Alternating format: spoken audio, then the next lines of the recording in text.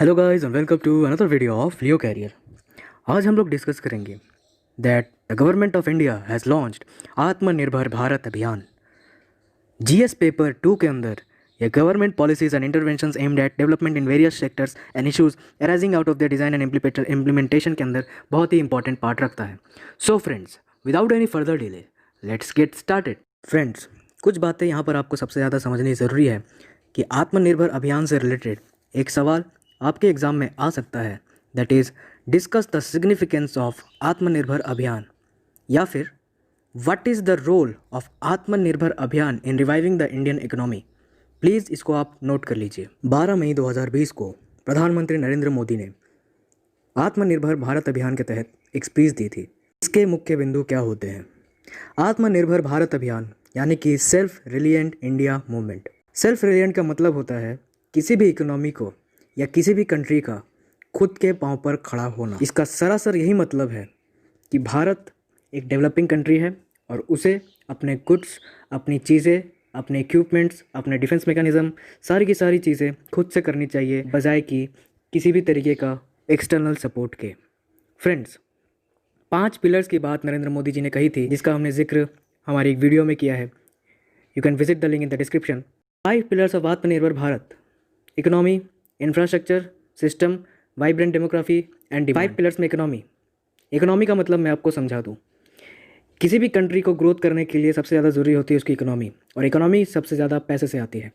क्योंकि लॉकडाउन के कारण सारी चीज़ें ठप है, सारी चीज़ें बंद है, तो जब इकोनॉमिक रिवाइवल की बात आएगी, इकोनॉमिक ग्रोथ होगा, तभी आत्मनिर्भर भारत बन सकता है। क्योंकि हमें पता है कि इकोनॉमी एक ऐसा सब्जेक्ट है जिसके कारण भारत पिछले कुछ सालों से थोड़ा सा डिप हो रहा है, खासकर डिमोनेटाइजेशन के बाद।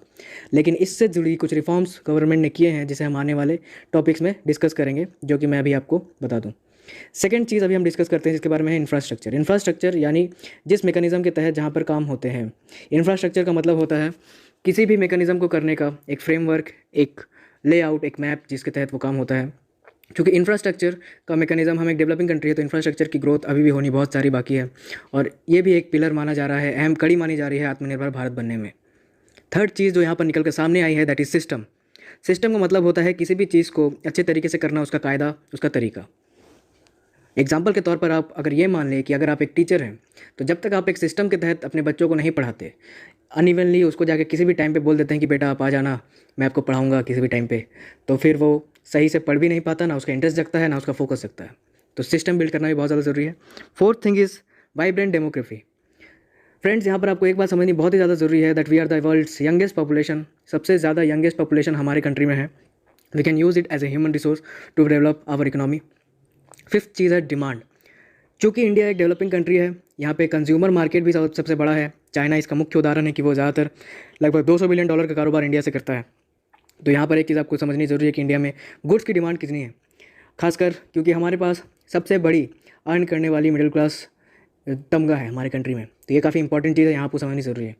फ्रेंड्स, यहाँ पर जो चीज़ निकल कर सामने आई है आत्मनिर्भर अभियान के तहत, कि स्पेशल इकोनॉमिक पैकेज रिलीज़ किया गया है गवर्नमेंट की तरफ से 20 लाख करोड़ रुपए का, जो कि 10% ऑफ इंडिया जीडीपी है। इसके बारे में हमने आपको बताया है, आप वो वीडियो दे सकते हैं। और इसके साथ ही पैकेज वेरियस सेक्शंस को दिया गया है, जिसमें MSMEs, labourers, middle class industries और कॉटेज इंडस्ट्री, या जितने भी इंडस्ट्रीज या सेक्शंस है जो इकोनॉमी में ड्रिवन करने में काम करते हैं, उनमें कई सारी घोषणाएं भी हुई हैं, जिनके बारे में हम अभी डिस्कस करेंगे।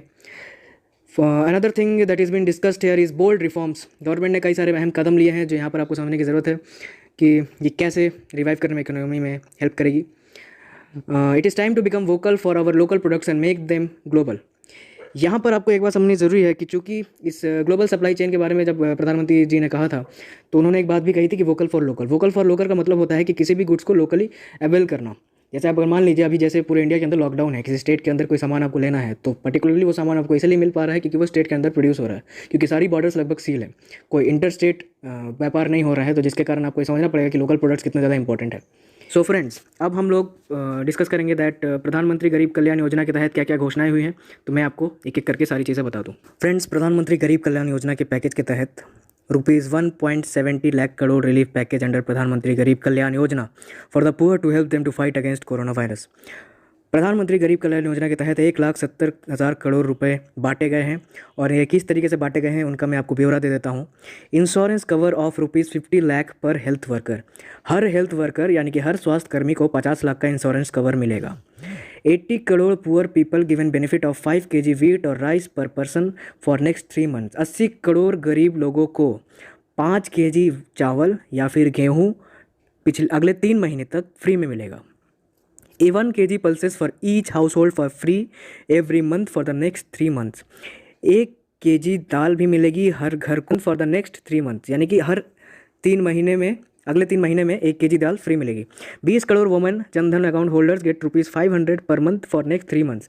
20 करोड़ जनधन अकाउंट होल्डर्स, जो कि जनधन अकाउंट योजना जब चालू हुई थी उसके तहत जिनके अकाउंट्स है, उसके तहत हर व्यक्ति को ₹500 मिलेंगे, जिसकी सेकंड किस्त भी दी जा चुकी है। वो हमने एक वीडियो में डिस्कस किया था, अगर नहीं देखा हो तो आप उसको देखें। इसके अलावा gas cylinders free of cost मिलेंगे 8 करोड़ लोगों को। गैस सिलेंडर्स फ्री मिलेंगे provided to 8 crore poor families for 3 months, अगले 3 महीने तक। इंक्रीज इन मनरेगा wage to ₹2,002 a day from ₹182 to benefit the 13.62 crore families. जो मजदूर हैं जो मनरेगा के तहत काम करते हैं, उनकी जो वेजेस रेट है जो 182 करके थी हर दिन, जो मेहनताना था, उसे 202 कर दिया गया है 182 से।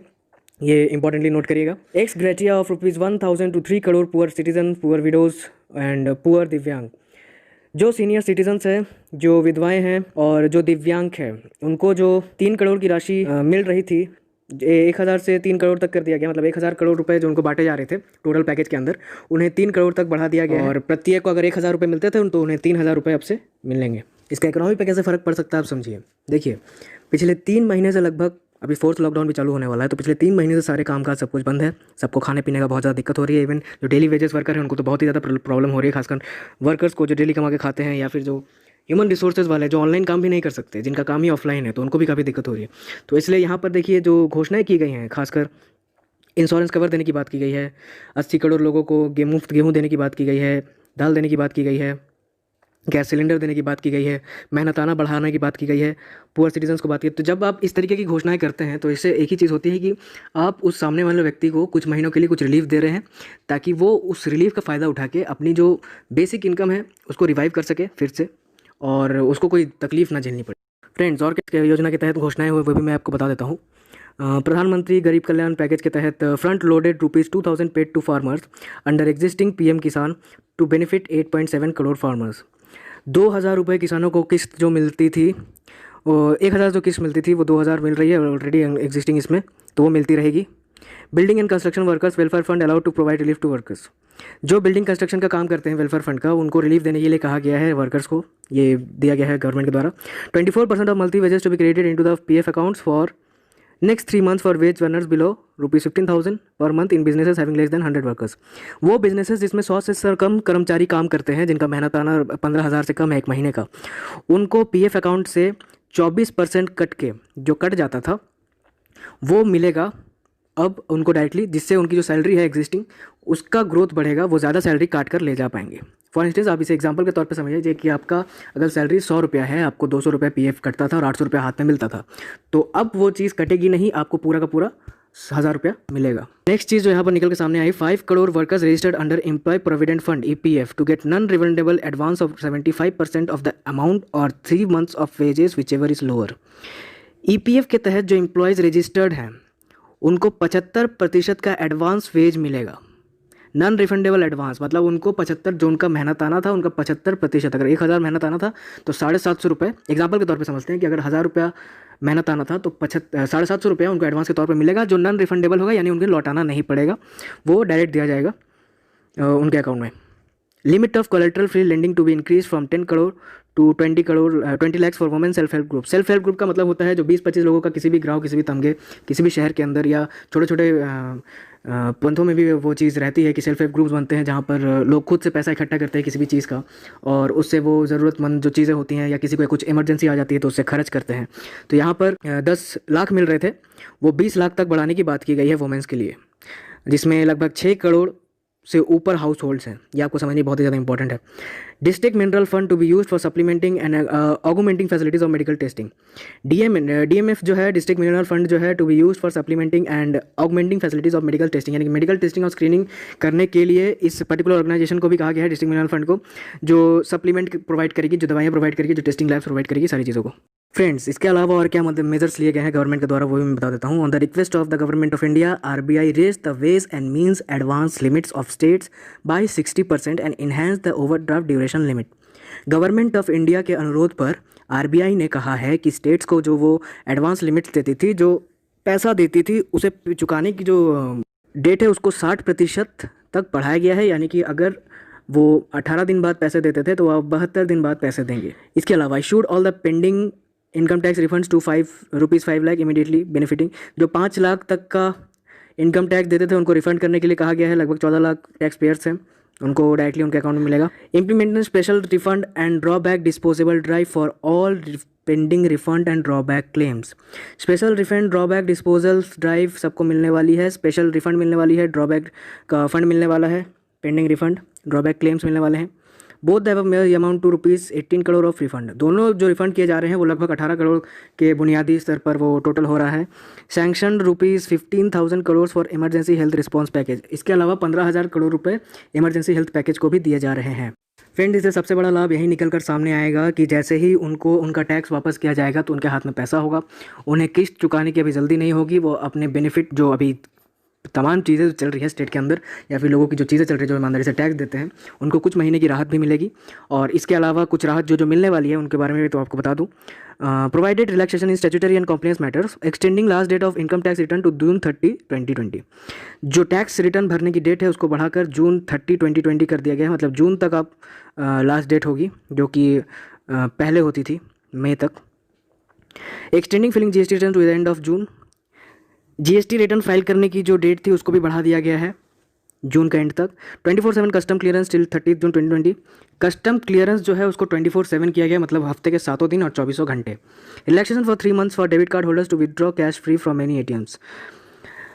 3 महीने तक डेबिट कार्ड होल्डर्स का जो चार्ज करता था, उसके तहत जो पैसे कटते थे पैसे निकालने पे, तो अब कोई चार्ज 3 महीने के तक नहीं कटेगा। Allowing payment before 15 May 2020 for motor vehicle and health insurance policies. 15 मई से पहले जिनका भी मोटरसाइकिल व्हीकल या हेल्थ इंश्योरेंस पॉलिसी है उनको 15 मई के पहले भी दे सकते हैं वो, या 15 मई के बाद दे सकते हैं। Mandatory board meetings extended by 60 days till 30 सितंबर। जो बोर्ड मीटिंग्स होती है किसी भी कंपनी के अंदर, उसको बढ़ाकर 60 दिन का कर दिया गया है। 30 सितंबर को अब सारी बोर्ड मीटिंग्स होगी। अलाउइंग एक्स्ट्राऑर्डिनरी जनरल मीटिंग्स तो वीडियो कॉन्फ्रेंस विद ई-वोटिंग। और जितनी जनरल मीटिंग्स होती हैं उसको वीडियो कॉन्फ्रेंस के थ्रू किया जाए, उसके लिए कोई पार्टिकुलरली अलग से चीज़ ना बने। Friends, now you need to know that measures taken by RBI, यानी कि रिजर्व बैंक ऑफ इंडिया ने कौन से मेजर्स लिए हैं। Reduction of cash reserve ratio has resulted in liquidity enhancement of 1,37,000 crore. Cash reserve ratio जो RBI फिक्स करती है, एक सेंट्रल बैंक फिक्स करती है अपने स्टैट्यूटरी बैंक्स, जो उसके बैंक्स होते हैं उसके अंडर में, उसके तहत जब उन्होंने इसको कम किया कैश रिजर्व रेशियो को, तो उसके तहत लिक्विडिटी इन्हांसमेंट, यानी जो लिक्विडिटी कैश होता है, लिक्विडेटेड कैश होता है, यानी कि रोज़मर्रा में जो कैश यूज़ होता है, वो 1,37,000 करोड़ तक बढ़ा है। Targeted long term repo operations of ₹1,50 crore for fresh deployment in investment grade corporate bonds, commercial paper and non convertible debentures. Investment grade corporate bonds, यानी कि जो कॉर्पोरेट बॉन्ड्स बनती हैं, कमर्शियल पेपर्स, यानी ये सारे शेयर मार्केट की चीज़ें हैं। इसके बारे में किसी और वीडियो में डिस्कस करेंगे, लेकिन फिलहाल आपको यह समझनी जरूरी है कि अगर आप इन चीज़ों में हैं, इन्वेस्टमेंट ग्रेड बॉन्ड्स में है, आपका कमर्शियल पेपर है, आप नॉन कन्वर्टेबल डिवेंचर्स का यूज़ करते हैं, तो इसके तहत एक फ्रेश डिप्लॉयमेंट, एक इन्वेस्टमेंट किया जा रहा है ₹1,50 करोड़ का। TLTRO of ₹50,000 crore for investing them in investment grade bonds, commercial paper and convertible debentures of NBFCs and MFIs। 50,000 crore तक का इन्वेस्टमेंट किया जा रहा है TLTRO का, ग्रेड बॉन्ड्स के अंदर, कमर्शियल पेपर्स के अंदर, नॉन कन्वर्टेबल डिवेंचर्स के अंदर। ये भी आपको समझना ज़रूरी है अगर आप इन क्षेत्रों में काम करते हैं। Increase the bank limits for boring overnight under marginal standing facility. Bank limit, जैसे किसी भी बैंक में लिमिट निर्धारित की जाती है कि आप पर्टिकुलर इतना ही अमाउंट निकाल सकते हैं, 50,000 तक, 1 लाख तक, जो भी, उसको बढ़ा दिया गया है। allowing the banking system to avail an additional ₹1,37 crore of liquidity at the reduced MFF rate. और जो 1,37,000 करोड़ रुपए जो बचे थे उसे लिक्विडेट करने के लिए, बैंकों को सहायता प्रदान करने के लिए RBI देने वाली है, जिसके तहत कैश की कोई समस्या ना हो। इसके अलावा और क्या मेजर्स लिए गए हैं आरबीआई के द्वारा? Announce special refinance facilities to NABARD, SIDBI and NHB of a total amount of 50,000 crore at policy reported. NABARD, SIDBI और एनएचबी के तहत जो ऑर्गेनाइजेशंस काम करती हैं, जो इन ऑर्गेनाइजेशंस के अंडर आती है, उनको असिस्टेंस के लिए 50,000 करोड़ रुपये दिए जाएंगे रेपो रेट के तहत। Announce the opening of a special liquidity facility of ₹50,000 for mutual funds to elevate intensified liquidity pressures. 50,000 crore तक का स्पेशल लिक्विडिटी फैसिलिटी भी दी जाएगी म्यूचुअल फंड्स होल्डर को, उस सिस्टम को। Moratorium of 3 months on payment of installments and payment of interest on working capital facilities in respect of terms loans. 3 month तक payment होने वाले जो इंस्टॉलमेंट्स है उनको अभी फिलहाल के लिए रोका गया है। और इंटरेस्ट ऑन वर्किंग कैपिटल का मतलब होता है कि रोज़मर्रा में जो आपको कैश चाहिए होता है, उस फैसिलिटी को अवेल करने के लिए इस चीज़ को रोका गया है। Easing of working capital financing by reducing margin. Working capital को बढ़ाने के लिए और उसके फाइनेंस को बढ़ाने के लिए कि आपको व्यापार करने में ज़्यादा दिक्कत ना हो, आप किसी भी सेक्टर में हो, तो इसके लिए मार्जिनों को कम किया गया है। For loans of by NBFCs to commercial real estate sector, additional time of 1 year has been given for extension of the date for commencement for commercial operations. जो भी पर्टिकुलरली आपका एनबीएफसीज के तहत लोन्स दिए जा रहे थे, उनको पे करने की जो टाइम है उसको 1 year और बढ़ा दिया गया है ताकि कमर्शियल ऑपरेशन स्टार्ट हो सके अंडर डीसीसीओ। सबसे बड़ा फ़ायदा यही निकल के आएगा कि जैसे ही लोगों की किस्त देना बंद होगी, लोगों को रिफॉर्म्स मिलेगा, लिक्विडेटेड कैश मिलेगा, तो उन्हें दिक्कत नहीं होगी अपना व्यापार करने में। वो ट्रेड जो भी करते हैं या फिर शेयर मार्केट के अंदर जिनका पैसा है, जिनका लोन है, जो बकाया लोन के तहत अपने काम कर रहे थे, उनको जो 3 महीने की किस्त की छूट मिली है, उससे भी काफ़ी फ़ायदा होने वाला है इकोनॉमी को, जिससे उनकी सेविंग्स बढ़ेगी। ऑब्वियसली सेविंग्स बढ़ाना भी सबसे बड़ा काम है। और दूसरी चीज़ जो आपका इससे निकल कर सामने आ रही है कि जैसे ही इनकम टैक्स का रिफंड डेट बढ़ जा रही है, तो लोगों की लाइबिलिटी यानी कि जो पे करने की जो एक ललक होती है, जो किसी भी सेक्टर में जो नौकरी पेशा लोग हैं उनको फ़ायदामंद करेगी, क्योंकि उससे उनका पैसा बचेगा और अल्टीमेटली वो 3 महीने के लिए डिले होगा। फ्रेंड्स, इसके अलावा हम लोग अभी बात करेंगे कि बिजनेसेस इंक्लूडिंग एमएसएमई के तहत क्या क्या चीज़ों को यहाँ पर लाया गया है। एमएसएमई का डेफिनेशन भी चेंज हुआ है, उसके बारे में भी डिस्कस करेंगे। फिलहाल समझते हैं कि क्या क्या दिए गए हैं एमएसएमई के अंदर। ₹3 lakh crore collateral free automatic loans for business including MSME. 3 lakh crore का कोलेट्रल लोन दिया जा रहा है बिना किसी सिक्योरिटी के, इंक्लूडिंग एमएसएमई। ₹20 करोड़ सब ordinate depth for MSMEs. 20,000 crore सब ऑर्डिनेट डेप्थ भी दिया जा रहा है एमएसएमई के तहत। तो ₹50,000 crore equity infusion through MSME fund of funds. 50,000 crore का इक्विटी भी दी जा रही है। न्यू डेफिनेशन ऑफ एमएसएमईज को लाया गया है, इसके बारे में डिस्कस करेंगे। Global leader to disallowed up to ₹20 crore. Other interventions for MSMEs ₹25 crore. CPF support for businesses 25 crore तक का ईपीएफ सपोर्ट भी दिया जा रहा है। इसके अलावा EPF contribution reduced for business and workers for 3 months ₹6,750 crore. EPF contribution को भी रिड्यूस किया गया है बिजनेस और वर्कर्स के लिए, जिससे उनके उस हाथ में सैलरी मिल सके। ₹30,000 crore liquidity facility for NBFCs, HCs, MSI fees जो भी हैं उनको लिक्विडिटी फैसिलिटीज़ के तहत 30,000 करोड़ रुपये दिए जाएंगे। Partial credit guaranteed scheme 2 point NBFCs के तहत जो आती हैं उनको भी मिलेंगे। ₹90,000 crore liquidity injection for discoms के तहत जो इंडस्ट्रीज़ काम करती हैं उनको लिक्विडिटी का इंजेक्शन मिल रहा है, यानी कि उनके इकोनॉमी के अंदर 90,000 करोड़ रुपये मिलेंगे। रिलीफ टू कॉन्ट्रैक्टर, जो लेबर कॉन्ट्रैक्टर्स हैं उनको भी रिलीफ मिलने वाली है। Extension of registration and completion date of real estate product, जो रियल एस्टेट का काम करते हैं उनको रजिस्ट्रेशन की डेट भी बढ़ाई गई है, रजिस्ट्रेशन और कंप्लीशन डेट का भी। ₹50,000 crore liquidity through TDS TCS reduction. TDS और टीसीएस के रेट्स भी काटे गए हैं ताकि लिक्विडिटी मेजर्स में टैक्स भरने की रेट को कम किया जा सके। इसके अलावा भी बहुत सारे डायरेक्ट टैक्स मेजर्स भी हैं। अब हम लोग डिस्कस करेंगे इन सारे पॉइंट्स को थोड़ा सा डिटेल में। फर्स्ट चीज़ जो हम लोग डिस्कस करने वाले हैं that ₹3 lakh crore collateral free automatic loans for businesses including MSMEs. Businesses, MSMEs have been badly hit due to COVID-19, need additional funding to meet operational liabilities built up by raw material and restart businesses. MSMEs यानी कि micro small medium enterprises जो होती हैं, जिनका turnover 100 crore से कम, new definition के बारे में भी आपको बताएंगे, वो कोविड-19 के कारण बहुत ही बुरी तरीके से अफेक्टेड हुई हैं और उनको बूस्टअप करने के लिए कई सारे मेजर्स लिए गए हैं गवर्नमेंट के द्वारा। उनके बारे में बात करते हैं। Emergency credit line to businesses from banks and NBFCs up to 20% of entire outstanding credit as on 29/2/2020। Emergency credit line को बढ़ा दिया गया है, यानी कि इमरजेंसी क्रेडिट लाइन का मतलब होता है कि जैसे मान लीजिए किसी भी बिज़नेस को जब आप लेते हैं, मतलब चालू करते हैं, तो ऑब्वियसली आपके पास अगर फंड नहीं होता तो आप उस क्रेडिट पे वो करते हैं। तो इसके तहत 20% की एंटायर आउटस्टैंडिंग को बढ़ाया गया है 29 तारीख को फ्रॉम बैंक्स। और इसके कारण क्या होगा कि borrowers will with up to ₹25 crore outstanding and ₹100 crore outstanding turnover are eligible. मतलब जो भी 25 करोड़ तक का धंधा करते हैं मतलब जिनका आउटस्टैंडिंग, जिनका बकाया है कर्जा, 25 करोड़ तक का कर्जा बाकी है और ₹20 करोड़ तक का टर्नओवर, 100 करोड़ तक का टर्नओवर है, वो लोन्स लेने के लिए, वो इमरजेंसी लोन्स, क्रेडिट लोन के लेने के लिए एलिजिबल है। Loans to have 4 year tenure with moratorium of 12 months principal repayment. Loans जो है वो 4 साल तक की होंगी। मॉरेटोरियम मेजर्स दिए जा रहे हैं जिसके कारण उनको प्रिंसिपल रीपेमेंट यानी कि प्रिंसिपल अमाउंट जो पर्टिकुलर लोन का होता है जिसके अंदर इंटरेस्ट लगता है वो भी पेमेंट करने की बात होगी। Interest to be capped, interest को हटा दिया जा सकता है, ऐसी बात चल रही है। 100% credit guarantee cover to banks and NBFCs on principal and interest. 100% की क्रेडिट गारंटी कवर दिया जाएगा बैंक को, एनबीएफसीज को on principal and interest, principal amount और इंटरेस्ट दोनों पे। Scheme can be avail till 31 October 2020। जो स्कीम जो है इसको आप ध्यान से नोट करिएगा, ये स्कीम जो है वो 31 अक्टूबर 2020 तक ही आप अवेल कर सकते हैं, आप ले सकते हैं। नो गारंटी फी, नो फ्रेश कोलेटरल, आपको गिरवी रखने की कोई ज़रूरत नहीं है यहाँ पर, बिना किसी गिरवी रखने की चीज़ें के, बिना नो फ्रेश कोलेटरल, कोई गारंटी देने की ज़रूरत नहीं है, आप यहाँ से लोन निकाल सकते हैं। 45 lakh units can be resume business activity and safeguards of. यहाँ पर ये माना जा रहा है गवर्नमेंट के द्वारा कि 45 लाख यूनिट तक का बिजनेस जो है, एक्टिविटी, वो फिर से चालू की जा सकती है और कई जॉब को बचाया जा सकता है। जब हम लोग दूसरी चीज़ के बारे में बात करेंगे, ₹20,000 करोड़ सबऑर्डिनेट डेब्ट फॉर स्ट्रेस्ड एमएसएमईज। जो एमएसएमई कर्जे के दौर से गुजर रही थी, जिनको बहुत ही ज़्यादा प्रॉब्लम हो रही थी, stress MSMEs need equity support, इनको इक्विटी लेने की जरूरत है, इनको इन्वेस्टर चाहिए था जो इनका कर्जा चुका सके ultimately. Government of India will facilitate provision of ₹20,000 crore as subordinate डेब्ट। 20,000 करोड़ रुपए जो है वो गवर्नमेंट एमएसएमई को देगी, जिसके कारण जो स्ट्रेस्ड एमएसएमईज हैं, जहाँ पर पैसा तंगी हो रही थी, जो डूब रहे थे, उनको एक बूस्टअप मिल सके। ये आपको समझनी बहुत ही ज़्यादा जरूरी है। 2 lakh MSMEs are likely to be benefit.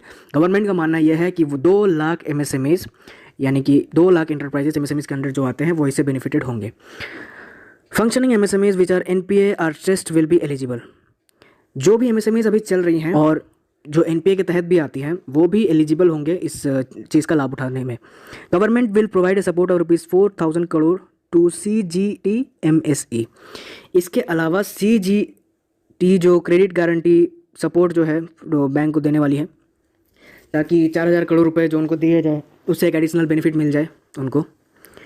Promoters of the MSME will be given डेब्ट by bank which will be lend by infuse by promoter as equity in the unit. MSME का इससे प्रमोशन भी हो सकता है। प्रमोटर्स जो promote करते हैं एमएसएमई को, उनको बैंक के द्वारा भी कर्जा दिया जा सकेगा आराम से, which will then be infuse by promoter, जो प्रमोटर के द्वारा बाद में चुकाना पड़ेगा इक्विटी को। ये रिवाइवल का एक बात है। जैसे अगर मान लीजिए कि इसको आप ऐसे समझिए कि जैसे मान लीजिए आपका एक बिजनेस है, बहुत दिनों से ठप पड़ा हुआ है, एक एक्सटर्नल आदमी आता है, बोलता है कि मैं आपका बिजनेस लूँगा, मैं इसको रिवाइव करूँगा, मैं इसमें पैसा लगाऊंगा। तो अल्टीमेटली जब आपका बिजनेस ग्रो हो जाएगा, तो ग्रो होने के बाद आपका ये फर्ज बनता है कि जिसने उस समय पैसा लगाया था, it is just like an क्या बोल सकते हैं, जैसे कोई स्टार्टअप में किसी वेंचर कैपिटलिस्ट करता है कि मुझे बस रिटर्न चाहिए मैं आपका बिजनेस में, या फिर कोई एंजल इन्वेस्टर है वो आपका आइडिया पे ट्रस्ट करता है। तो इसी तरीके से है कि आपका बिजनेस को उसने ग्रो कराने में हेल्प किया और उसके बाद फिर बाद में चल के वो पैसा आपको उसको लौटाना पड़ेगा। Friends, now we need to know about the third point, that ₹50,000 crore equity infusion for MSMEs through fund of funds। MSMEs में शॉर्टेज ऑफ इक्विटी है, यहाँ पर लोग कम इन्वेस्ट कर रहे हैं, इन्वेस्टर कम है, इक्विटी होल्डर्स कम है। तो जिससे हो क्या रहा है कि fund of funds with corpus of ₹10,000 crore will be set up.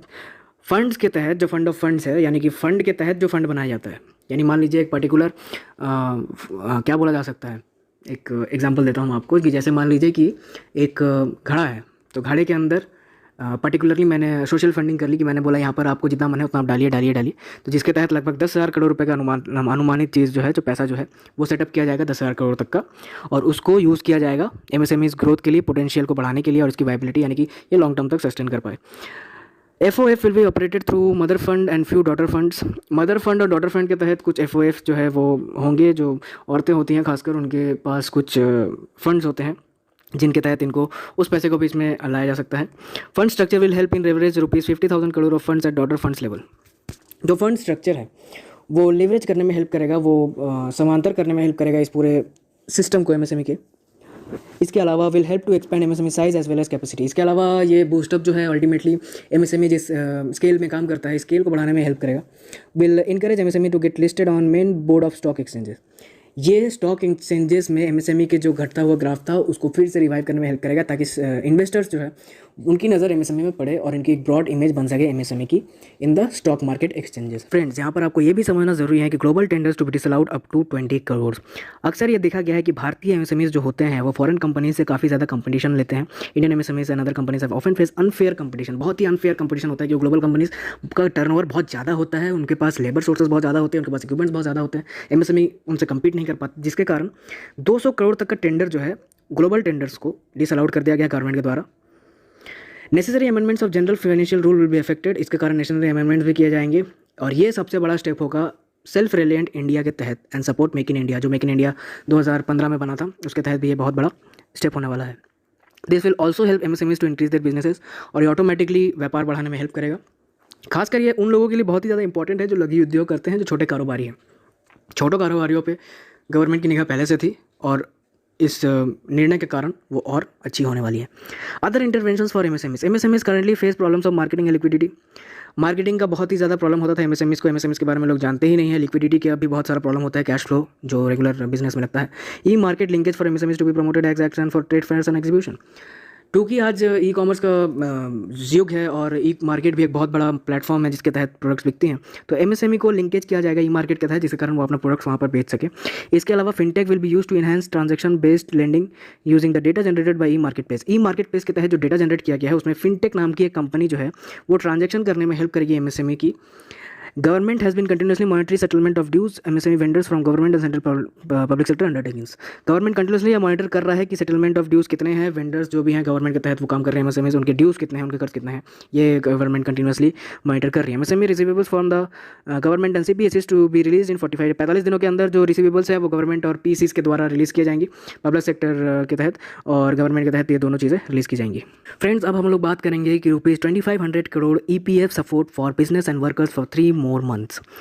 Businesses continue to face financial stress as they get back to work. चूँकि किसी के पास अभी पैसा नहीं है तो बिजनेस कैसे चलेगा अल्टीमेटली, जिनका आप देख ही सकते हैं कि सारे काम ठप पड़े हुए हैं, कहीं भी काम नहीं चल रहा है, तो जिसके कारण क्या होगा, ये ऑटोमेटिकली फाइनेंशियल स्ट्रेस आएगा। तो अंडर प्रधानमंत्री गरीब कल्याण योजना के तहत 12% of employer and 12% of employee contribution पर fund were made into EPF accounts of eligible establishment. 12% तक एम्प्लॉयर को और 12% तक एम्प्लॉय कंट्रीब्यूशन को किया जाएगा ईपीएफ के तहत। जो मैंने आपको बताया था कि सैलरी के 1000 तक अगर रुपये हैं तो उसमें पर्टिकुलरली पैसा कटेगा नहीं, ईपीएफ के तहत वो आपको पूरी सैलरी मिलेगी। This was provided earlier for salary months of March April May 2020, ये पहले मार्च अप्रैल मई तक मिल रहा था। This support will be extended में 3 months, यानी कि गवर्नमेंट जो मार्च अप्रैल मई तक का टारगेट लेकर चल रही थी उसको बढ़ाया गया है, जून जुलाई अगस्त तक ये फैसिलिटी मिलेगी। This will provide liquidity relief of ₹2500 crore to 3.67 lakh establishment and for 72.22 lakh employees. 72 lakh employee को इससे बेनिफिट होने वाला है और सरकार का ये मानना है कि एक लिक्विडिटी रिलीफ होगा, एक पैसा का फ्लो बनेगा लोगों के पास 2500 करोड़ रुपए का, ये गवर्नमेंट का मानना है। इसके अलावा EPF contribution reduced for business and workers for 3 months ₹6750 crore liquidity support. EPF contribution को रिड्यूस कर दिया गया है, बहुत ही कम कर दिया गया है, जो पीएफ में पैसा कटता था उसको कम कर दिया गया है, जिससे होगा क्या कि business need support to ramp up production over the next quarter. Businesses को नेक्स्ट क्वार्टर के लिए बहुत पैसा चाहिए, अल्टीमेटली पैसा नहीं होगा तो ग्रो कैसे करेंगे, तो इसलिए इसको काटा गया है, सेविंग्स जिससे बढ़े और सैलरी ज़्यादातर ज़्यादा एम्प्लॉय अपने घर लेके जाए और जिसके कारण वो सेविंग्स को यूज़ कर पाएँ अल्टीमेटली फ्यूचर पे अपने रोज़मर्रा की ज़िंदगी पे। Therefore statutory PF contribution of both employee will be reduced, जो 10% था वो 12% तक अब किया गया है नेक्स्ट 3 months के लिए। CPSEs and state PSUs will however continue to contribute 12% as employed contribution. State PSUs जो होते हैं पब्लिक सेक्टर अंडरटेकिंग्स, उनको 12% मिलेगा contribution. This scheme will be applicable for workers who are not eligible for 24% of support under PM Garib Kalyan Yojana and its extension. जो PM Garib Kalyan योजना के तहत भी नहीं आते उनको भी इनका लाभ मिल सकता है। This will provide relief to about 6 lakh establishment cover under EFPO and about 4.3 such employees. ये रिलीफ जो है लगभग माना जा रहा है 6.5 लाख लोगों को EFPO के अंदर जिनके शेयर्स हैं उनको हेल्प करने में मदद करेगी और 4.3 करोड़ एम्प्लॉय इससे बेनिफिटेड होंगे। This will provide liquidity of 6750 crore to employees and employees over 3 months। 6750 crore तक का हेल्प मिलेगा एम्प्लॉयज़ को, एम्प्लॉय को अगले 3, मतलब जो काम देता है और जो काम लेता है, दोनों को अल्टीमेटली इससे बहुत बड़ा फ़ायदा होने वाला है। अगली चीज़ जो निकल कर सामने आई है that ₹30,000 crore special liquidity scheme for NBFCs, एचएफसीज, MFSIs. Government will launch 30,000 crore special liquidity scheme. Government ने यह कहा है कि वो 30,000 करोड़ का एक स्पेशल लिक्विडिटी स्कीम लाने वाली है, जिसके under investment will be made in both primary and secondary market transaction. Primary market के अंदर यानी कि जहाँ पर न्यू शेयर्स बाई होते हैं, न्यू सिक्योरिटीज़ बाई होती है, लेन देन होता है, और सेकेंडरी मार्केट यानी कि ओल्ड सिक्योरिटीज़ को ही फिर से बेचा या खरीदा जाता है। उसके तहत गवर्नमेंट 30,000 करोड़ तक का इन्वेस्टमेंट करने वाली है अंडर एनबीएफसीज, एचएफसीज एंड एमएफसीज। ये आपको समझना बहुत ही ज़्यादा ज़रूरी है, इसे आप नोट करिए। Will supplement RBI government measures to augment. ये आरबीआई और गवर्नमेंट के जो मेजर्स है उसको भी बूस्टअप करने का काम करेगा। अलग से एक बोलते हैं, जैसे 2 चक्के थे तो ये तीसरा चक्का भी आ गया, ऐसे भी बोल सकते हैं आप इसको। This will provide liquidity support for NBFCs, एचएफसीज एंड क्रिएट कॉन्फिडेंस। ये मार्केट के अंदर एक कॉन्फिडेंस भी लाएगा, और जिसके कारण क्या होगा कि लोग पैसा लगाएंगे। ₹45,000 crore partial credit guarantee scheme 2.0 for NBFCs. Existing PGSE scheme के तहत जो कवर मिल रहा था वो तो मिलेगा ही, इसके अलावा पार्शियल क्रेडिट गारंटी यानी कि 20% का जो लॉस है जो किसी भी एनबीएफसी को हुआ है वो गारंटर देगा या फिर गवर्नमेंट ऑफ इंडिया देगा। गारंटर यानी कि जो गवर्नमेंट इंडिया होता है, जैसे मान लीजिए कि आपका एक बिजनेस है एनबीएफसी के तहत, और एनबीएफसी के तहत आप जब काम कर रहे हैं तो आपको अगर 100 का लॉस भी होता है तो उसका 20 रुपया जो है वो गवर्नमेंट बियर करेगा, बाकी 80% आपको देने पड़ेंगे। This scheme will result in liquidity of ₹45,000 crore. ये 45,000 करोड़ तक का लिक्विडिटी जनरेट कर सकता है मार्केट के अंदर। A paper and below including unrated paper eligible for investment. जिनका ए पेपर है या अनरेटेड पेपर भी है वो भी एलिजिबल है इन्वेस्टमेंट के तहत। ₹90,000 crore liquidity injection for discoms. Discoms के तहत यानी कि जो पावर डिस्ट्रीब्यूशन कंपनीज़ हैं जो पावर देती हैं उनको भी 90,000 का इंजेक्शन दिया जा रहा है। Injection in the sense economy के अंदर जब कोई बूस्ट, जैसे शरीर के अंदर आपको एक दवा लगानी पड़ती है जब आप बीमार पड़ते हैं इंजेक्शन के तौर पर, वैसे ही इकोनॉमी को बूस्टअप करने के लिए इसको इंजेक्शन कहा जाता है, और जिसके तहत 90,000 करोड़ रुपए गवर्नमेंट के द्वारा डिस्काउंट्स में दिए जाएंगे। PFCs RACs to infuse liquidity of ₹90,000 crore to discounts against receivables. Loans to be given against state guarantees. State जब गारंटीज देंगी, जो स्टेट गारंटीज देंगी तो डिस्कॉम्स टू जिनोस, उनके तहत भी लोन्स प्रोवाइड किए जाएंगे। Linkage to specific activities. Digital payment facilities by discoms for consumers. ये भी माना जा रहा है कि डिस्कॉम्स के तहत डिजिटल पेमेंट फैसिलिटी जो है वो उपलब्ध कराई जाएगी। लिक्विडेशन फॉर आउटस्टैंडिंग ड्यूज, यानी कि जो कर्ज है उसके तहत भी लिक्विडेशन दिया जाएगा ताकि वो इंटरेस्ट पे कर सके। Plan to reduce financial and operational losses. एक फाइनेंशियल ईयर के तहत जो उसके लॉसेस होते हैं, जो डेली ऑपरेशनल लॉसेस भी होते हैं, जैसे माल नहीं बिकता या कुछ, उसके तहत भी हेल्प किया जा सकेगा। Central public sector generation companies will sell give rebate to discoms. इसके अलावा जो सेंट्रल पब्लिक सेक्टर के अंदर जो कंपनीज है वो भी रिबेट देना चाहेंगी जो डिस्कॉम्स कंपनीज है उनको। फ्रेंड्स, एक और चीज़ जो इसमें निकल कर सामने आ रही है दैट रिलीफ टू कॉन्ट्रैक्टर्स, यानी कि extension of up to 6 months without cost to contractor to be provided to all central agencies like railways, ministry of road transport, highways, central bank works deposit etc. covers construction works and services contract। Government agencies जो है वो partially bank guarantees को release करेगी और 6 महीने तक का guarantee को एक्सटेंड किया गया है, जिसके तहत उनको कैश के अंदर ईज फ्लो मिल सके। और कंस्ट्रक्शन वर्कर्स या जो भी गुड्स वर्कर्स है जो रोड ट्रांसपोर्ट के तहत काम करते हैं, सेंट्रल पब्लिक वेलफेयर डिपार्टमेंट के अंदर है, इसके अलावा रेलवेज़ के अंदर है, उनको ज़्यादा दिक्कत ना हो इससे। फ्रेंड्स, अब आपको एक बात और समझनी ज़रूरी है that the extension of registration and completion rate of real estate projects under RERA के तहत जो भी रजिस्ट्रेशंस होते थे रियल एस्टेट प्रोजेक्ट्स के, उनकी डेट को भी बढ़ाया गया है। ऐसा माना जा रहा है कि adverse impact due to COVID and project stand the risk of defaulting RERA timelines. ये टाइमलाइन जो है रियल एस्टेट सेक्टर में जितने भी काम होते हैं उनके टाइमलाइंस को बढ़ा सकता है, और इसलिए जो रजिस्ट्रेशन की डेट्स हैं और कंप्लीशन की डेट्स हैं उनको भी एक्सटेंड किया जाएगा, क्योंकि अल्टीमेटली काम रुका हुआ है सारे सेक्टर्स में। Ministry of housing and urban affairs will advise state UTs and the regulatory authorities of the following effect. इसके अलावा जो ministry of housing and urban affairs है, जो हाउसिंग और अर्बन अफेयर्स की फैसिलिटीज़ देती है, उसके तहत भी रेगुलेटरी अथॉरिटीज़ को ये कहा जाएगा कि ट्रीट कोविड-19 as an event of force majeure under RERA। Force majeure का मतलब होता है कि जब कोई आपदा आती है, आपदा के तहत इसको ट्रीट किया जाए अंडर RERA सेक्शन के तहत। Extend the registration completion date up to by 6 months and all registered projects expiring as on after 25 March 2020। 6 महीने तक की रजिस्ट्रेशन डेट को बढ़ाया जाए। कंप्लीशन प्रोजेक्ट को जो 25 मार्च के बाद शुरू हुई है उनको अभी इंडिविजुअल एप्लीकेशंस पे भी बढ़ाया जाए। इसके अलावा रेगुलेटरी अथॉरिटीज़ में extend for another period of up to 3 months। जो रेगुलेटरी अथॉरिटीज़ है जो साइन अप करती हैं, जो परमिशन देती हैं, उनको भी 3 महीने तक की छूट मिली है।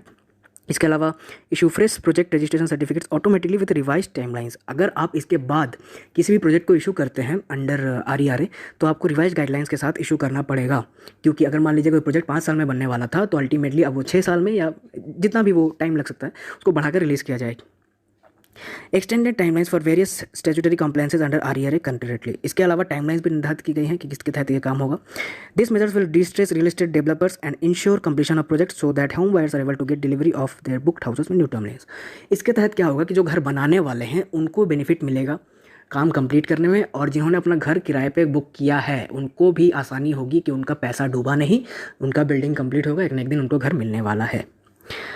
इसके अलावा एक और चीज़ जो इससे निकलकर सामने आई है that ₹50,000 crore liquidity through TDS and TCS date reduction in order to provide more funds at the disposable of tax payers the rates of tax deduction at sources for non-salaried specified payments made to residents and rates of tax collection at source for the specified receipts shall be reduced by 25% of existing rates। जो non salaried employees हैं जिनको TDS और TCS का payment cut के मिलता था उनको 25% तक की छूट मिल गई है एग्जिस्टिंग रेट्स के तहत, जिसके कारण क्या हुआ है कि वो ज़्यादा पैसा घर ले जा सकेंगे। इससे फ़ायदा सबसे ज़्यादा क्या होने वाला है वो आप समझिए कि payment for contract, professional fees, interest, rent, dividend, commission, brokerage, इनके तहत जो भी एलिजिबल है, जिनको पेमेंट करना है कॉन्ट्रैक्टर को, प्रोफेशनल फीस देनी है किसी भी पर्टिकुलर प्रोफेशनल को, इंटरेस्ट देना है, कहीं रेंट देना है, किसी को ब्रोकरेज देना है, वो इस योजना के तहत अंतर्गत बहुत ही ज़्यादा फायदेमंद होने वाला है, जिसके क्योंकि जितना कम टीडीएस रेट लगेगा उतना ज़्यादा वो पैसा घर ले जा सकेंगे। This reduction will be applicable for remaining fiscal year 2021 में ये लगने वाला है, और ये 13 तारीख से ही एप्लीकेबल हो चुका है। 31 मार्च 2021 तक इसको लगाना पड़ेगा बाकी संस्थाओं को। This measure will release liquidity of ₹50,000 crore. ये मेजर जो है लिक्विडिटी यानी कि कैश फ्लो जो है उसको 50,000 करोड़ तक मार्केट में बढ़ाने का मादा रखता है। इसके अलावा डायरेक्ट टैक्स मेजर्स क्या लिए गए हैं? All pending refund to charitable trust and non corporate businesses and professionals including proprietorship, partnership, LLP and cooperative shell issued immediately. जो भी रिफंड्स होने वाले थे चैरिटेबल ट्रस्ट को, नॉन कॉर्पोरेट बिजनेस को, प्रोफेशनल्स को, इंक्लूडिंग एलएलपी या जो पार्टनरशिप में काम करते हैं जिनका खुद का दुकान है, उनको रिफंड वापस किया जाए तुरंत।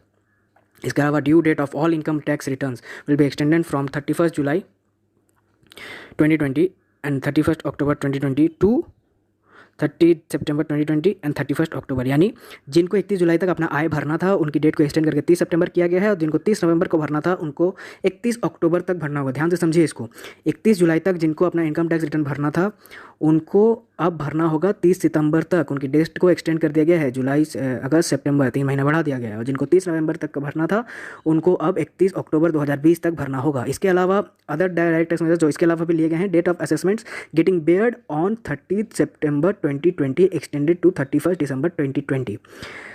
असेसमेंट की जो डेट्स होती हैं डायरेक्ट टैक्स मेजर्स में असेसमेंट ईयर के तहत, उसको बढ़ाकर जो 30 सितंबर को होनी थी उसको 31 दिसंबर तक किया गया है। असेसमेंट ईयर में मेनली देखा गया है कि असेसमेंट्स के तहत जब आप कैलकुलेशंस करते हैं तो आप ये देखते हैं कि आप पर्टिकुलरली क्या बोलते हैं, जो आपका सैलरी है या जो सैलरी शीट है या जिस हिसाब से आपका इनकम है उसको आप किस हिसाब से शो करते हैं, तो उस कैलकुलेशन को, उस असेसमेंट को एक्सटेंड कर दिया गया है। आप जो भरना था, जो आपको 30 सितंबर तक का भरना था वो आप 31 दिसंबर तक भर सकते हैं। इसके अलावा जो बेयर्ड ऑन 31 मार्च तक जो लास्ट डेट होती थी किसी भी ईयर की, उसको 30 सितंबर 2021 तक बढ़ा दिया गया है। ये बहुत ही राहत की बात है क्योंकि अल्टीमेटली कागज़ पत्र को तैयार करने में टाइम लगता है, और इस मंदी भरे दौर में एक तो पैसा नहीं, ऊपर से कागज़ के बाद भी कौन करेगा, तो यह बहुत अच्छी बेनिफिट मिली है। इसके अलावा period of Vivad se Vishwas scheme for making payment without additional amount will be extended to 31 December 2020। Vivad se Vishwas scheme के तहत जो एडिशनल चार्जेस जो लगते होंगे या पेमेंट डिले में वो नहीं लगने वाले। बिना किसी एडिशनल चार्ज के आप असेसमेंट ईयर्स में अपना आय का रिटर्न या फिर इसके अलावा जो आप इनकम टैक्स भरने वाले थे उसमें भी आपको रियायत मिलने वाली है। दोस्तों, इन सब बातों से हमने क्या सीखा ये आपको मैं समराइज़ करके बता दूं। चाहे आप लघु उद्योग करने वाले हों, चाहे आप बड़े उद्योग करने वाले हो, चाहे आप ट्रेडिंग करते हो, चाहे आप दुकानदार हो, चाहे आप लेबरर्स हो, चाहे आप मिडिल क्लास हो, चाहे आप अपर क्लास हो, इसके अलावा आप इंडस्ट्री से बिलोंग करते हो, आप कोई प्रोफेशन में हो, आप स्टॉक मार्केट करते हो, आप ट्रेडिंग करते हो, आप कुछ भी करते हो, आप स्टूडेंट हो, आपको यहाँ पर यही समझना ज़रूरी है कि इनके तहत होगा क्या कि अल्टीमेटली ये बूस्टअप करेगा, सबके हाथ में पैसा पहुंचाएगा। एक चीज़ यहाँ पर विवादास्पद जो निकल कर सामने आई है कि जैसे ही इन पे लॉन्च हुआ है तो लोगों ने ये कहा कि इतना ज़्यादा कर्जा लेने के लिए कहा जा रहा है लोगों को, तो इससे तो अल्टीमेटली उनके ऊपर बर्डन बढ़ेगा। एक तो उनका सेल्स हो नहीं रहा है, सेविंग्स है नहीं, और ऊपर से वो और पैसा लेंगे तो और ज़्यादा उनके ऊपर प्रेशर बनेगा। तो एक बात आपको यहाँ पर समझना ज़रूरी है कि वेनेजुएला का एक एग्जाम्पल आप समझ सकते हैं कि जब भी आप किसी इकोनॉमी के अंदर ज़्यादा कर्जा रिलीज़ करते हैं, आप हाथ में ज़्यादा पैसे देते हैं फ्री में, तो उससे अल्टीमेटली पैसा जो है वो भुगतान होता नहीं है, क्योंकि अल्टीमेटली जब लोगों के पास पैसा कर्ज के तौर पर जाता है तो अल्टीमेटली वो ह्यूमन रिसोर्स जो है हमारा वो उसको चुकाने का भी प्रयत्न करेगा, और जिससे इकोनॉमी में एक बूस्टअप मिलेगा कि मुझे पैसे चुकाने हैं तभी वो आएगा। नहीं तो होगा क्या है कि फ्री में आपने किसी को पैसा दिया, आपने आमतौर की ज़िंदगी में आपने किसी को पैसा दिया काम करने के लिए, तो वो काम करने लगा, अचानक से होता क्या है कि वो फ्री का समझ के उसको उड़ा भी देता है, जिस काम के लिए उसको दिया जाता है वो काम करता नहीं है, तो जिससे क्या होता है कि वो बेनिफिट ले नहीं पाता है, वो जो बेनिफिट इकोनॉमी को रिवाइवल करने चल वो ले नहीं पाता है, वो उसका पर्सनल बेनिफिट हो जाता है। तो यहाँ पर गवर्नमेंट ने एज ए कंट्री इस चीज़ को सोचा है, ना कि एज एन इंडिविजुअल। तो आपको ये समझना। Hello guys and welcome to Leo career. आज की वीडियो बहुत ही ज़्यादा स्पेशल होने वाली है, क्योंकि आज हमने सारे इम्पॉर्टेंट क्वेश्चंस को कवर किया है जो आपके प्रीलिम्स एग्जामिनेशन के लिए काफ़ी इंपॉर्टेंट हो सकते हैं, खासकर जो एग्जामिनेशन आने वाला है। और मई मंथ के अंदर जितने भी करंट अफेयर से रिलेटेड इंपॉर्टेंट सवाल है वो हमने इस वीडियो में कवर किए हैं। रेगुलर अपडेट्स तो हम लोग देते ही हैं, साथ में हमें ये लगा कि अगर कुछ चीज़ें और भी हो जो आपके एग्जाम्स में आ सकती है, इसलिए हमने ये स्पेशल वीडियो बनाई है। तो let's get started friends. My first question is which country is the largest borrower of Asian development bank as of 2020। 2020 के अंदर एशियन डेवलपमेंट के द्वारा सबसे ज़्यादा धनराशि लेने वाली देश कौन सी है? और आपके ऑप्शंस हैं ए चाइना, बी इंडिया, सी पाकिस्तान और डी फिलीपींस। ध्यान से इसका आंसर समझिए। इसका जवाब इंडिया है, जिसके बारे में हमने सेपरेट वीडियोस भी बनाई हैं, जहां पर हमने बात की कि AIB ने कैसे 5 बिलियन कभी 10 बिलियन, लगभग इसी लहजे से हम आपको ये कह सकते हैं कि इंडिया जो है वो लार्जेस्ट बोरोवर है एशियन डेवलपमेंट बैंक का इस साल, जहां पर वो 4th लार्जेस्ट शेयर होल्डर भी है, और साथ ही साथ उसने नियरली $30 बिलियन की मदद ली है कोविड-19 से लड़ने के लिए। इम्पॉर्टेंटली आप इसको नोट करिए। Now moving on to the next question. Petersburg dialogue which was seen in news recently is associated with which field? Petersburg dialogue जो अभी रिसेंटली न्यूज़ में प्रचारित हुई वो किस फील्ड से रिलेटेड है? और आपके ऑप्शंस हैं A world trade, B climate action, C economy और डेवलपिंग कंट्रीज़, और डी हेल्थ इमरजेंसी। अगर आपने हमारे पेज को फॉलो किया होगा, खासकर इंस्टाग्राम के अंदर, तो वहाँ पर हमने ये दिया भी था और मेंशन भी किया था, फिर भी मैं आपको यहाँ पर बता देता हूँ। प्रकाश जावड़ेकर ने एक मीटिंग अटेंड की थी 30 नेशंस के साथ, जहाँ पर फॉरेस्ट एंड क्लाइमेट चेंज को लेकर बात हुई थी। और इस पीटर्सबर्ग क्लाइमेट डायलॉग के अंदर क्लाइमेट एक्शन की बात हुई थी। क्लाइमेट को लेके किस तरीके की स्ट्रैटेजी रहेगी, क्योंकि रेगुलरली हम लोग ये देख पा रहे हैं ग्लोबल वेदर का रिपोर्ट है वो बहुत ही चेंज हो रहा है, और ख़ासकर उन जगहों पर जहाँ पर होना नहीं चाहिए। तो इसको लेके 30 देशों की मीटिंग हुई थी, और जहाँ पर इसका मेन एसोसिएशन ऑफ फील्ड था क्लाइमेट एक्शन। तो ये इसका सही आंसर है। बढ़ते हैं अगले क्वेश्चन की तरफ। What is the name of the veteran freedom fighter and national communal harmony awardee who recently passed away? veteran freedom fighter का नाम बताइए जिनको नेशनल कम्युनल हार्मनी अवार्ड भी मिला था, जो अभी रिसेंटली जिनका निधन हुआ है। और इसका सही आंसर है हेमा भराली। हेमा भराली के बारे में मैं आपको बता दूं कि उनका निधन अभी रिसेंटली हुआ था। 101 उनकी उम्र थी जब उनकी निधन हुई। वो फ्रीडम फाइटर थी, जहां पर उन्होंने वुमेन को एम्पावर करने की बात की थी मार्जिनलाइज सेक्शन में, यानी कि नीचे वाले तमगे वाले जो गरीब परिवारों से जो औरतें आती हैं उनके बारे में उन्होंने बात की थी। उनको 2005 के अंदर पद्मश्री भी मिला था, और नेशनल कम्युनल हार्मोनी अवार्ड उनको होम अफेयर्स से 2006 में मिला था।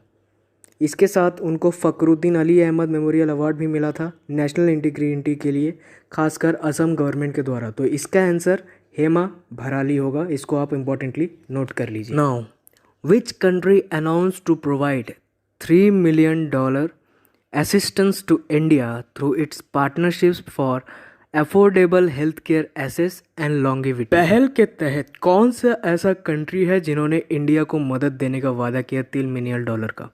तो इसका सही आंसर है यूनाइटेड स्टेट्स। इसके बारे में मैं आपको बता देता हूँ। इसका अपडेट हमने ग्रुप के अंदर दिया था, खासकर leocarier.current-affairs के अंदर। पहल का मतलब है कि ये एक कोलैबोरेटिव प्रोजेक्ट है जो USAID और new Delhi based company IPA global, उसके तहत ये एक कोलैबोरेटिव प्रोजेक्ट है, जहाँ पे ये एड एजेंसी के तौर पर काम करती है, खासकर उन सेक्टर्स में जहाँ पर अभी कोविड-19 को स्प्रेड को लेकर बात चल रही है और इसको कैसे टैकल किया जाए। तो इसी के तहत US ने अनाउंस किया था कि वो $3 मिलियन की असिस्टेंस यानी हेल्प प्रोवाइड करेगा। और इसके साथ ही जो अर्लियर असिस्टेंस यानी कि 5.9 मिलियन की जो मदद वो पहले करने वाले थे, उसको भी बढ़ाकर उन्होंने और एडिशनल $3 मिलियन की हेल्प देने का वादा किया था। तो इसको भी आप इम्पॉर्टेंटली नोट कर लीजिए। ये अल्टीमेटली हमारी जो एफर्ट्स हैं उनको मोबिलाइज करने का काम करेगी कोविड-19 को हराने में। What is the name of the mobile application launched by the council of scientific and industrial research CSIR to connect farmers to supply chain?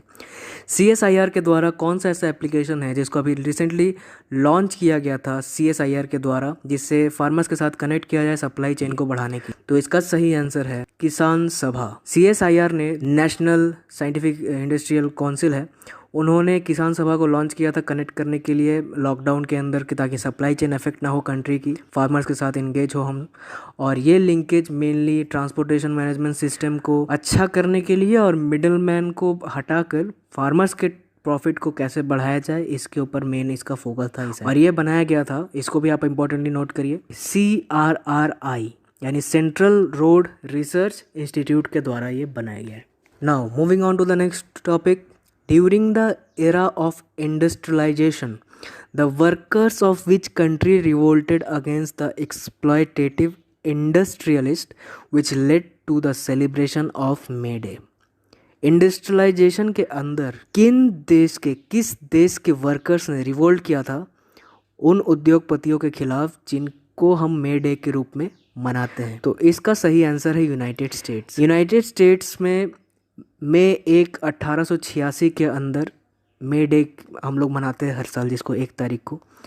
तो इस समय क्या हुआ था कि ड्यूरिंग द इंडस्ट्रियलाइजेशन जब वो एज चल रही थी तो लेबर्स ने रिवोल्ट कर दिया था उस लेबर सिस्टम के खिलाफ जहाँ पर एक्सप्लॉइट कर रहे थे हमारे जितने भी उद्योगपति हैं, वो मेहनताना नहीं देते थे ठीक से काम का और एक्सप्लॉइट करते थे, बहुत ज़्यादा काम करवाते थे और काम का पैसा भी नहीं देते थे।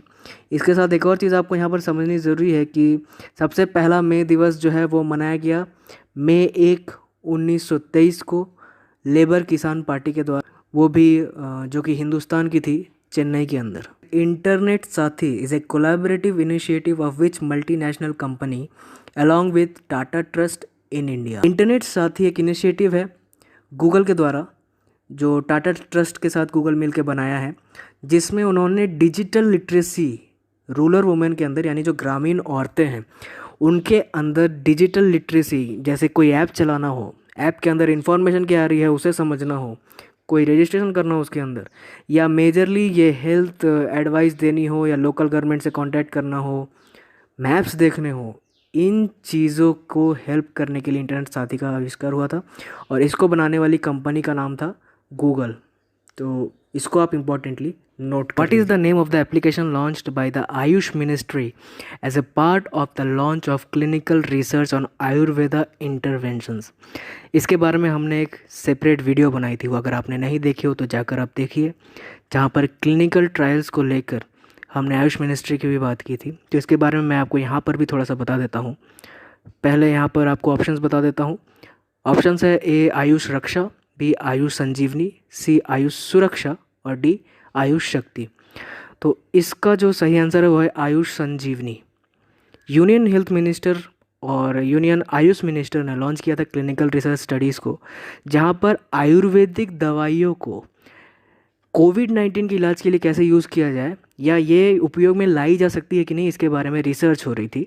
और साथ में ये भी बताया गया कि आयुष संजीवनी एप्लीकेशन भी डेवलप करी जाएगी आयुष मिनिस्ट्री के द्वारा, जहाँ पर डेटा को एक्सेप्ट किया जाएगा कि किसी भी आयुर्वेदिक मेडिसिन का किस प्रकार से यूज़ हो सकता है और उसका इम्पैक्ट क्या हो सकता है कोविड-19 के इन्फेक्शन को रोकने के लिए। Friends, now moving on to the next question, that is United Nations Environment Program extended the term of which Indian personality as its Goodwill Ambassador? United Nation environment programme के तहत कौन से ऐसी भारतीय पर्सनैलिटी की गुडविल एम्बेसडर बनने की अवधि को बढ़ाया गया है? और इसका सही आंसर है दिया मिर्ज़ा।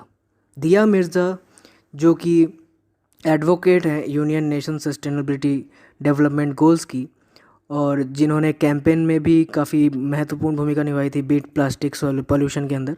तो उनकी गुडविल एम्बेसडर की जो अवधि है उसको 2 साल तक और बढ़ाया गया है। फ्रेंड्स, अगला question, which is the only mangrove forest in the world that is inhabited by tiger? A Sundarban mangrove forest, B Florida mangroves, C Bahia mangroves और D Chitwan and Bardia national park. और इसका सही आंसर है सुंदरबन मैनग्रोव फॉरेस्ट। ये Sundarban delta जो है वो India Bangladesh के अंदर फैला हुआ है बहुत बड़ी मात्रा में, जो कि जहाँ पर रॉयल बंगाल टाइगर काफ़ी फेमस होते हैं वो वहीं पे पाए जाते हैं। और लेटेस्ट एस्टिमेशन के द्वारा जो वेस्ट बंगाल फॉरेस्ट डिपार्टमेंट के द्वारा किया गया था, जो टाइगर्स 88 की संख्या में थे जंगलों में, वो बढ़कर अब 19-20 में 96 हो चुके हैं।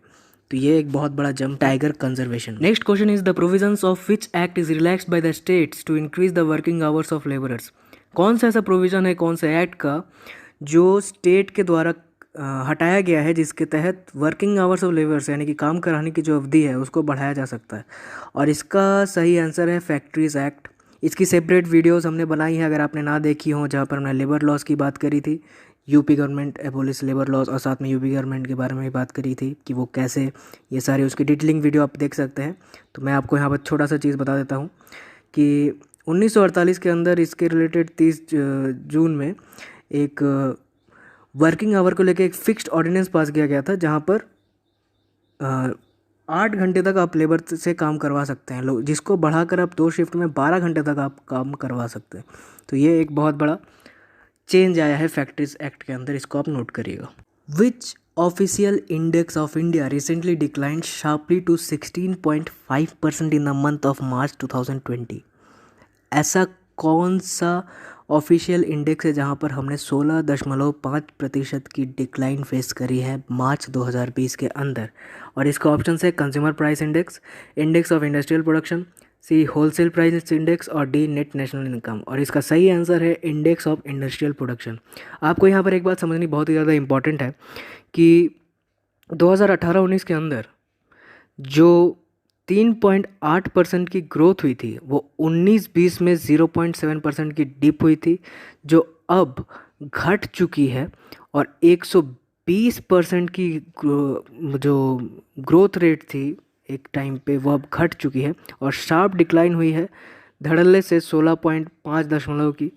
और इसके साथ ही हमारा जो इंडस्ट्रियल सेक्टर है वो क्रॉल कर रहा है, खासकर मैन्युफैक्चरिंग और इलेक्ट्रिसिटी का जो इंडस्ट्री है वो। तो इसके बारे में गवर्नमेंट को थोड़ा सा देखना भी चाहिए। तो इसका सही आंसर है index of industrial production. Now next question, which is the venue of the FIFA under 17 women's world cup that has been rescheduled for February-March 2021? और इसका सही आंसर आपको बताने से पहले मैं आपको चाहूँगा कि आपने अगर अभी तक हम लोगों को फॉलो नहीं किया है हमारे इंस्टाग्राम पेज के अंदर या फेसबुक पेज के अंदर, तो वहाँ पर हर रोज़ डेली अपडेट्स जारी हैं और इसमें इसका आंसर छिपा हुआ है। फिर भी मैं आपको यहाँ पर बता देता हूँ, इसका सही आंसर है इंडिया। इसके बारे में हमने आपको बताया भी था। FIFA under 17 women's world cup जो कि 2 नवंबर को ऑर्गेनाइज होने वाली थी, 2 से 21 नवंबर तक 2020 में, वो अब रीशेड्यूल कर दी गई है 17 फरवरी से लेके 7 मार्च तक 2021 में। और इसके जो वेन्यूज़ हैं 5 सिटीज़ में होने वाली है, नवी मुंबई, गुवाहाटी, अहमदाबाद, कोलकाता और भुवनेश्वर में। तो इसका आंसर होगा India. Friends, national aerospace laboratories NAL के द्वारा स्वस्थ वायु वेंटिलेटर बनाया गया है, is an aerospace laboratory of which organisation? यानी NAL कौन से एरोस्पेस लेबोरेटरी की ब्रांच या कौन से ऑर्गेनाइजेशन से जुड़ी हुई है? और आपके ऑप्शंस हैं, यहाँ पर आप कंफ्यूज कर सकते हैं, ध्यान से सुनिएगा।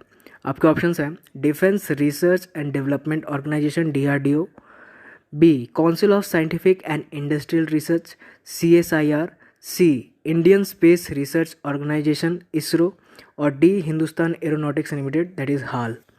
तो इसकी सेपरेट वीडियो हमने बनाई थी स्वस्थ वायु वेंटिलेटर को देख के, तो जिन्होंने इस वीडियो को देखा होगा उनको इसका आंसर भी पता है।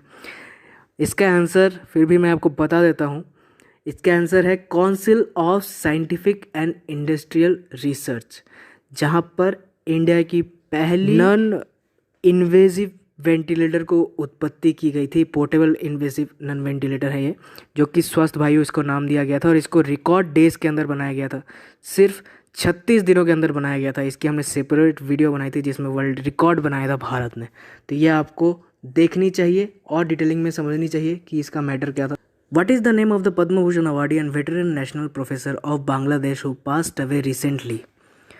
पद्म भूषण अवार्डी और वेटरन नेशनल प्रोफेसर जिनको कहा जाता था बांग्लादेश का, वो अभी रिसेंटली पास अवे हुए हैं, यानी उनका निधन हुआ है। वो कौन है? उनका आपके ऑप्शंस है ए देवेश रॉय, बी खालिद महमूद, सी अनीसुज़मन और डी गुरुदास सिंह बादल। इसका सही आंसर है अनीसुज़मन।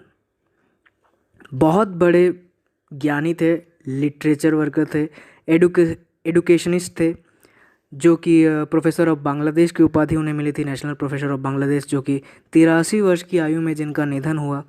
वो कोलकाता में जन्मे थे, बाद में उन बांग्लादेश चले गए पार्टीशन ऑफ इंडिया के बाद, और साथ में उनका बांग्ला लिटरेचर के अंदर बहुत ही ज़्यादा कंट्रीब्यूशन है, ये आपको यहाँ पर समझने की ज़रूरत है। और क्रूशियल रोल प्ले करते हैं ये 1952 से 1972 तक जो लिबरेशन वार चली थी बांग्लादेश के अंदर, लिटरेचर को लेके, लैंग्वेज मूवमेंट को लेके, उसमें ये बहुत बड़े रोल वादी थे। What is the outlay of the agricultural infrastructure fund proposed in the economic stimulus package?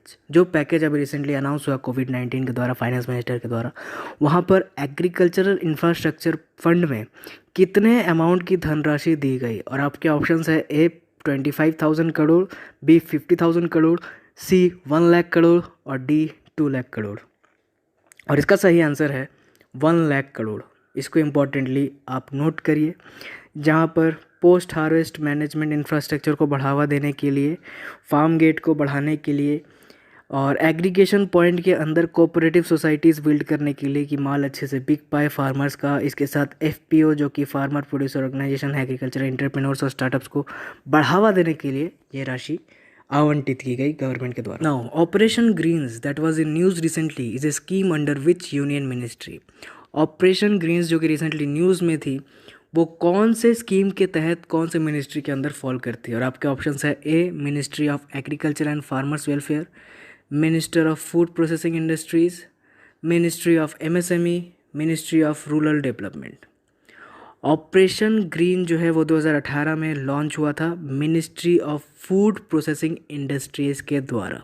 तो इसका सही आंसर है ministry of food processing industry. बढ़ते हैं अगले क्वेश्चन की तरफ, जो कि इंटरनेशनल अफेयर्स से रिलेटेड है। Which country recently sworn in its new government led by the prime minister Benjamin Netanyahu and Benny Gantz? कौन सा ऐसा देश है जहां पर अभी अभी शपथ ग्रहण हुआ बेंजामिन नेतन्याहू प्राइम मिनिस्टर जो थे और बेनी गंज के द्वारा? इसका आंसर काफ़ी इजी है, आपका ऑप्शन फिर भी मैं दे देता हूँ। ए ईरान, बी ओमान, सी इज़राइल, डी इराक। इसका आंसर है इज़राइल। इज़राइल के अंदर अनस्टेबल गवर्नमेंट थी लगभग 500 दिनों तक, लेकिन उसके बाद ये स्टेप एक्सपेक्टेड था, जहाँ पर पार्लियामेंट ऑफ इज़राइल ने में प्राइम मिनिस्टर बेंजामिन नेतन्याहू ने शपथ ग्रहण किया और ये लॉन्गेस्ट पॉलिटिकल क्राइसिस जो था कंट्री के अंदर, उसको ख़त्म करने में हेल्प करी। बढ़ते हैं अगले क्वेश्चन की तरफ, जो कि है what is the name of the super cyclone that has recently developed in the bay of Bengal? इसका आंसर बहुत ही आसान है, फिर भी आपको ऑप्शंस दे देता हूँ। ए फैनी, बी एम्फान, सी महा या डी निसर्ग। इसका आंसर है अम्फान। इसकी सेपरेट वीडियो हमने बताई थी, जहाँ पर इसे नेशनल डिज़ास्टर रिस्पांस फोर्स के तहत किस तरीके से हुआ था और इसको हम लोग नेशनल डिज़ास्टर क्यों नहीं कह सकते, इसके ऊपर भी हमने सेपरेट वीडियो बनाई है।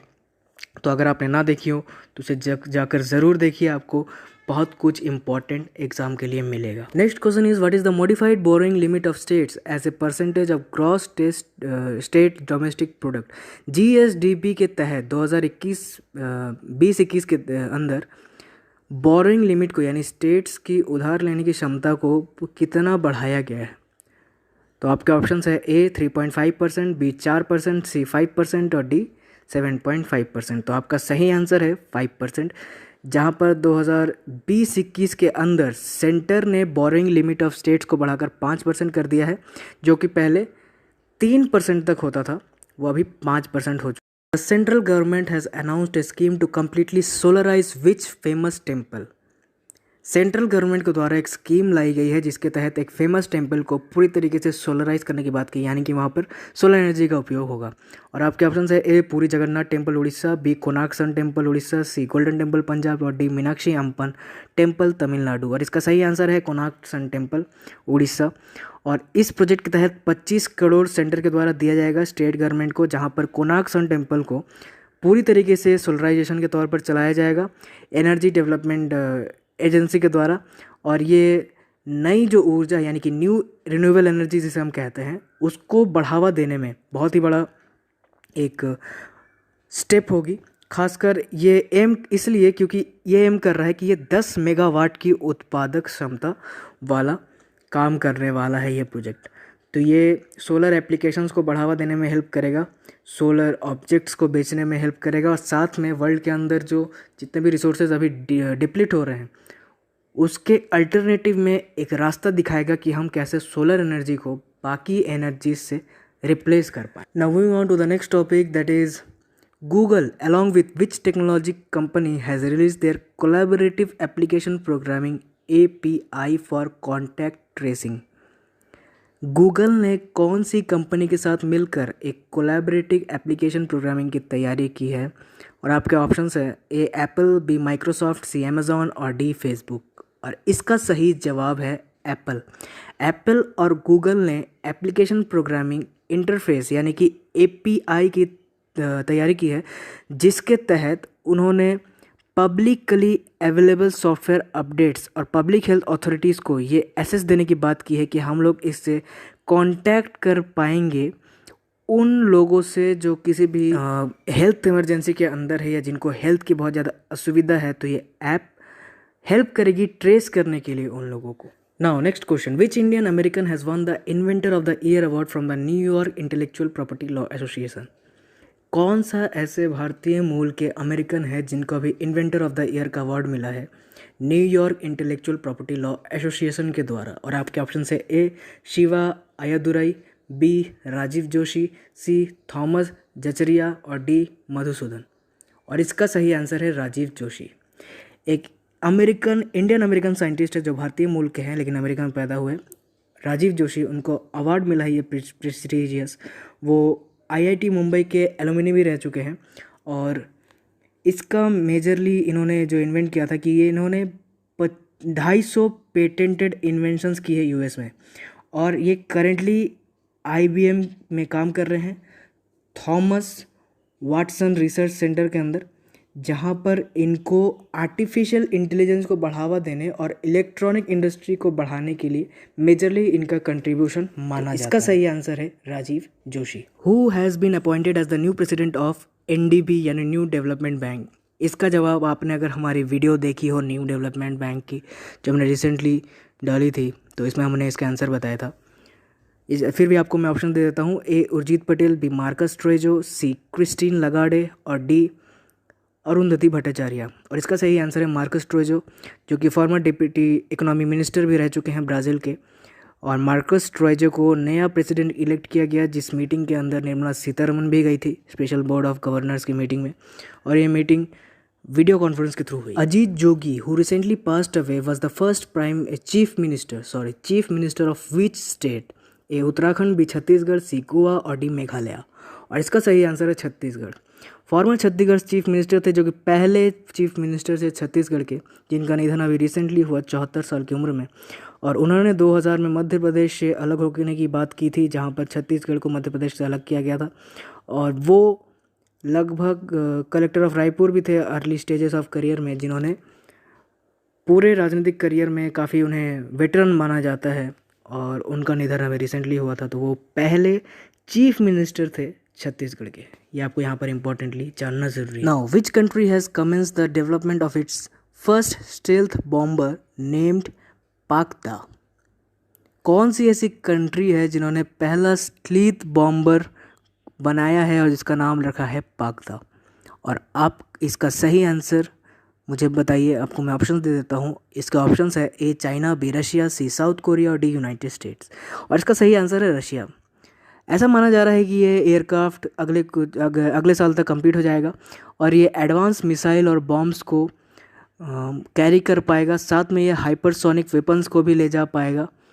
और ये मेजरली किया जा रहा है खासकर जब से ओपन स्काईज ट्रीटीज से यूनाइटेड स्टेट्स अलग हुआ है, तो रशिया इस चीज़ को कर रहा है ताकि वो डोमिनेंस बना पाए दुनिया के अंदर। Which Indian state has promulgated an ordinance to allow investors and farmer to enter into agreement for contract farming।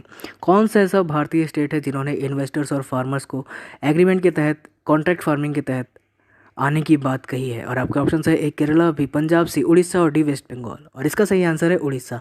State government ने अलाउ किया है उड़ीसा की, जिन्होंने रिसेंटली एक ऑर्डिनेंस पास किया जहाँ पर इन्वेस्टर और फार्मर्स को एक एग्रीमेंट के तहत कॉन्ट्रैक्ट फार्मिंग के तहत काम करने को कहा गया है, जिसके तहत क्या होगा कि ये म्यूचुअली दोनों के लिए बेनिफिशियल होगा। यहाँ पर किसी भी तरीके से ज़मीन नहीं ली जाएगी किसान की, सिर्फ उनकी ज़मीन इंडस्ट्रियल या इन्वेस्टर्स यूज़ करेंगे एज ए टूल, जिससे उन्हें फंडिंग मिलेगी। और इसके कारण क्या होगा कि उनका सेल्फ ग्रोथ करने में हेल्प होगी। खासकर जो नुकसान स्टेट के अंदर हुआ है कोविड-19 और लॉकडाउन के कारण, तो इस लॉस को रिकवर करने के लिए इस इनिशिएटिव को उड़ीसा की गवर्नमेंट के द्वारा उठाया जाए। Where is the headquarters of United Nations relief and work agency for Palestine refugees in the Near East located? Headquarters का नाम बताइए United Nation relief and works agency का, जो पैलेस्टाइन रिफ्यूजीज़ के लिए काम कर रही है नियर ईस्ट में। और ये हेडक्वार्टर्स कहाँ पर है? ये आपके ऑप्शन है ए जेनेवा, बी पेरिस, सी जेरूसलम और डी अम्मान।